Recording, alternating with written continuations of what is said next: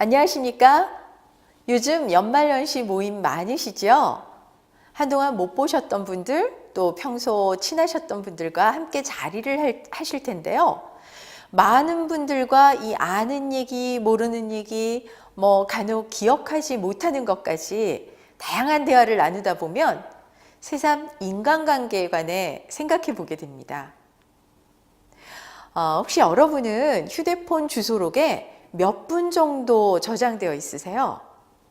흔히 우리가 알고 지내다가 혹시라도 필요한 상황에서 도움을 줄 수 있는 사람을 우리는 인맥이라고 여기죠. 그래서 아는 사람은 많을수록 좋고 억지로라도 사귀어야 한다고 생각하는 분들이 적지 않으신데요. 제가 기업체 강의 중에도 종종 좋은 인맥을 쌓으려면 어디서 어떻게 해야 되는지, 이게 많을수록 좋은지, 적당해야 되는지 하는 질문들을 자주 듣게 됩니다. 반면 사람 관계를 과제나 게임같이 느껴져서 이 부담스럽다 하는 분들도 좀 계시고요. 사회생활을 하는데 도움을 주는 인맥은 많을수록 좋겠죠. 하지만 알고 있는 모든 사람이 인맥이 되지 않는 것처럼 또 아는 사람이 든든하다고 해서 반드시 행복한 것도 아닙니다. 그래서 오늘은 부담스럽거나 필요하지 않게 지인과의 관계를 쌓아가는 방법에 대해서 한번 말씀을 나눠볼까 합니다. 자, 우선 자기 성격을 감안해서 대략의 지인 규모를 정하시고 관계를 확장시키는 것이 좋습니다. 이 상식과 달리 인맥은 막연하게 넓고 큰 것이 정답이 아닙니다. 영국의 문화인류학자 로빈 덤비는 사람이 친분 관계를 유지할 수 있는 한계를 150명이라고 했는데요. 우리나라에서 최근 발표된 사회적 연결망의 크기와 우울 수준의 관련성이라는 연구 보고서에 의하면 이 접촉하는 사람의 수가 50명 이하일 때는 연결망의 크기가 클수록 우울 수준이 낮지만 50명 이상이 되면 오히려 우울감이 상당히 커지더라, 이렇게 분석했습니다.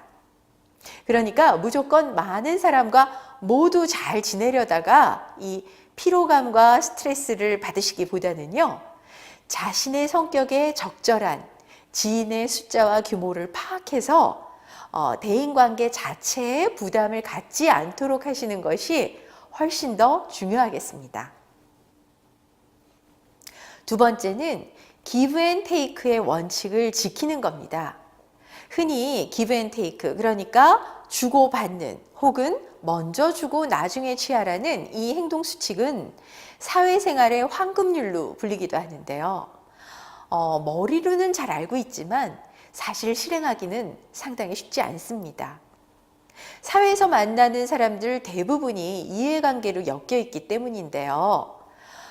그렇지만 알고 있던 사람을 내 사람으로 만들고 싶은 분들은 반드시 이 점을 먼저 유념하셔야 할 것 같습니다.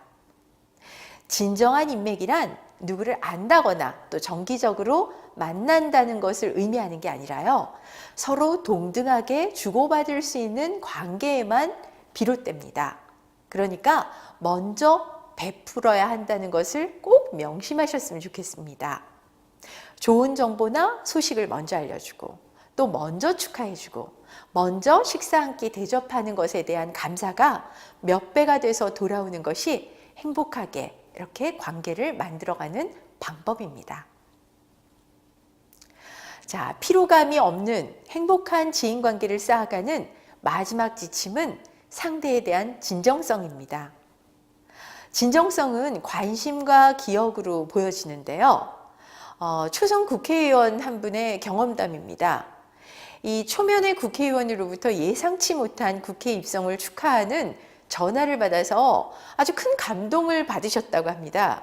그런데 5분 뒤에 다시 이분이 전화를 걸어서 똑같은 말을 하시더라는 거죠. 명단에 있는 대로 의례적인 전화를 했던 바로 그분 덕분에 이 씁쓸하면서도 깨달은 바가 상당히 많았다, 이렇게 말씀을 하셨습니다. 사실 굳이 정치인이라 그런 게 아니라 어느 누구래도 그냥 사람을 관리해야 되겠다 하는 마음으로 형식적인 인사치레를 할 때 생길 수 있는 그런 일이지요. 누군가를 만날 때 그 사람의 효용 가치를 따지기보다는 사람 자체에 관심을 가져야 진정성이 생긴다는 것을 꼭 기억하셨으면 좋겠습니다. 인맥이라는 말에는요, 힘이 되어줄 지인이라는 뜻이 담겨 있습니다. 여기서의 힘은 힘 있는 사람이 아니라 관계 그 자체의 힘입니다. 기꺼이 돕고 싶은 관계가 되려면 상대에 대한 관심과 기억이 필수적이겠지요. 누구인지, 왜 이런 이야기를 하는지, 지금 어떤 상황인지, 대체 무엇을 필요로 하는지, 내가 뭘 해줄 수 있는지, 함께 할 수 있거나 나눌 수 있는 것이 있는지를 마음에 두고 대하는 것이야말로 진정한 인맥을 만드는 지름길이자 행복하게 관계를 쌓아가는 방법이 아닐까 합니다. 주변의 분들께 먼저 즐거움을 나눠주시는 연말 연초가 되시기 바랍니다. 감사합니다.